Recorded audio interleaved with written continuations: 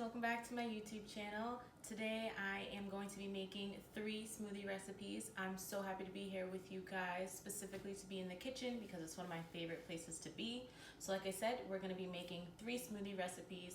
2 are specifically smoothies, another one is a juice, but there are 3 recipes that I use all the time. The juice that I'll be making is one of my favorite juices to make. It's delicious. My mom loves it. Terrain loves it. I love it. I am excited to show you guys how I make this juice.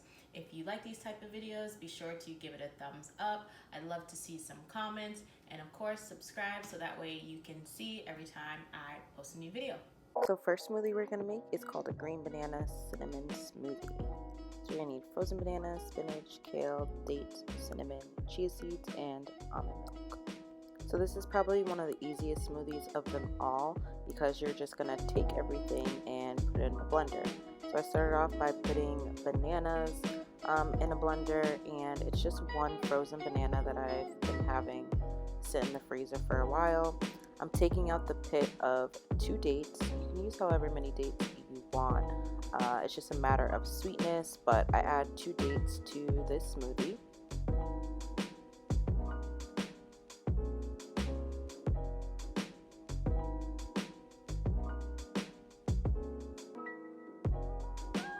Then I'm going to add some frozen kale in there. I probably would say it's about a cup of kale. Honestly, I will say throughout this video, I don't really do measurements. I just eyeball everything, so I'm sorry for those who use measurements, but this is just some frozen kale. I'm adding some frozen spinach as well on top of that.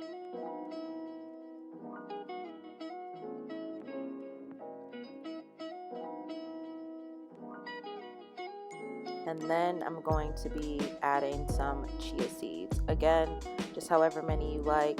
To be quite honest, once it blends up in this smoothie, you can barely even taste it. It doesn't add too much to the texture. I probably would say I added about a tablespoon.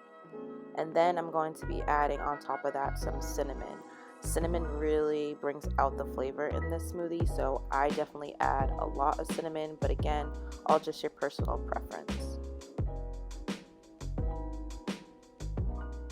And then I'm going to be adding some almond milk on top of this. This is just some unsweetened vanilla almond milk. I like my smoothie to be a bit creamy, so I add a good amount of almond milk to that.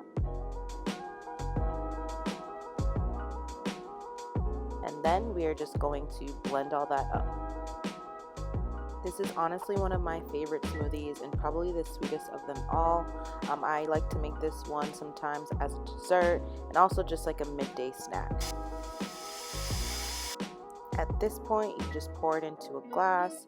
You could definitely add it over ice if you want it to be a little bit colder, but it definitely tastes perfect just the way it is. And enjoy! So we're going to hop right into the next recipe, which is a beet juice. It's not a smoothie, but you're going to need beets, ginger, carrots, an apple, honey, water, and a cheesecloth. This is probably going to be the most difficult one of them all. It just takes a little bit more elbow grease, but it definitely is delicious. And we're going to start by washing and scrubbing off these beets.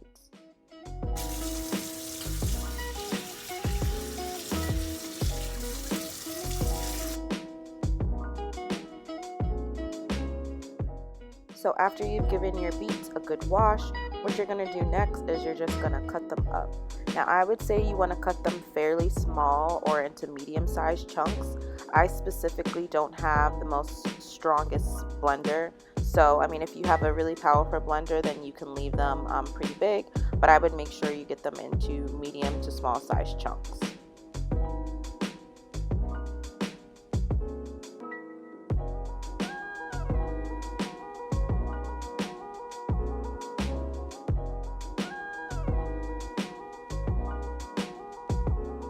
And after you cut up all your beets, next thing you're going to use is an apple.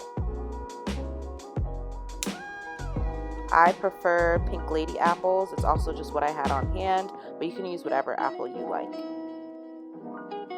Next, we're going to be adding some carrots. I just had baby carrots on hand, but again, you can use whatever carrots you have available. And I just cut them up pretty small because, like I said, I have a smaller blender.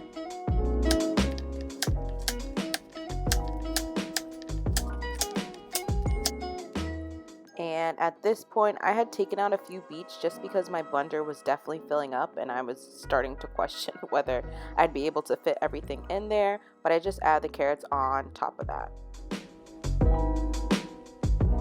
Now let me tell you, me and this ginger were fighting when it came time for me to make this video. It was so hard to peel that day, but I'm just cutting up some ginger and adding it to the juice. I had some organic ginger that I got at Trader Joe's, and to be quite honest, this was so strong. I don't think I've ever had ginger so strong before. After I added the ginger, I'm just adding some honey on top. Again, how much you use is your personal preference. I just added probably about a tablespoon to a tablespoon and a half of honey here. Beets tend to have a pretty strong taste to it, and it's a very acquired taste. But if you add a little bit of sweetness, I think it kind of, takes away from the strong taste of the beets. Adding water here, which is your base, and then we're going to blend that bad boy up. I will say that if you're using a blender like mine, you're going to need to let it blend for a while. If you have a juicer, it makes making this juice so much easier, but I had to work with what I had.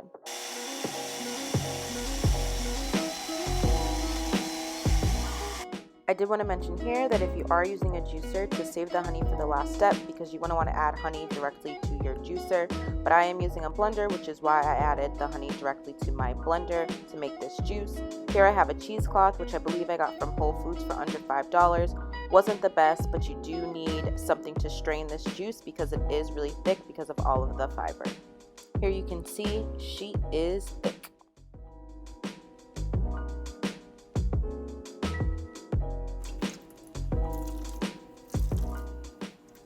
Here is where you're putting in that elbow grease, straining out all of the goodness in that juice.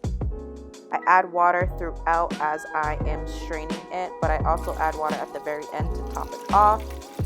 Again, if you have a juicer, lucky you, you get to skip this step, but I promise you, those that are putting in this extra work, that it is so worth it at the very end. So here I have a mason jar. Not quite sure how big it is, but it is a pretty big mason jar, and it definitely fills it all the way up with a little bit left over. And I'm pretty sure Terrain finished this whole thing within one day. That's how delicious it is. So last smoothie we're going to make is an immunity boost smoothie. You're going to need frozen mangoes, turmeric powder, and orange, ginger, carrots, and water for your base. If you were like me and live in one of the states that are transitioning into the fall right now, it has definitely been getting a bit colder, so this is a great smoothie to have to help boost your immune system. So here I am starting off by cutting up some baby carrots. Again, you can use whatever carrots you have. This is just what I had. So next we are going to be adding some frozen mango chunks. You can add however much you want. Again, it's just up to your discretion, whatever you like. I mean, who doesn't really like mangoes, but again, you do you. And then here I have an orange, which I had to peel off camera. This day, a lot of the fruits were just giving me difficulties. I was having such a hard time peeling this orange.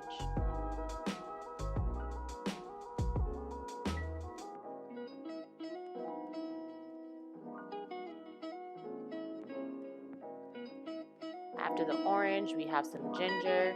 Here, I struggled so much with the ginger. I tried to use the spoon method that I see everybody else doing, but it was just so much harder. So I would say go with just a standard peeler.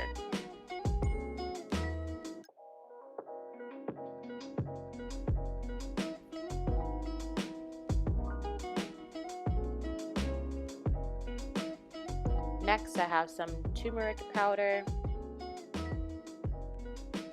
Don't go overboard with the turmeric because it can be very overpowering, and I definitely think here I added just a little too much turmeric. And then water is our base, so we're going to add that water.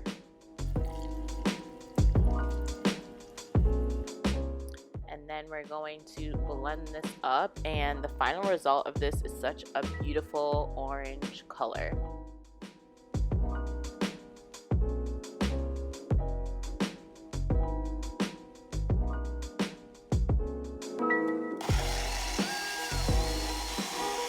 So this was our final smoothie recipe. You can definitely see that beautiful orange color that I was talking about. Let me know in the comments which recipes you plan on trying, and thank you so much for watching. Be sure to like, comment, and subscribe.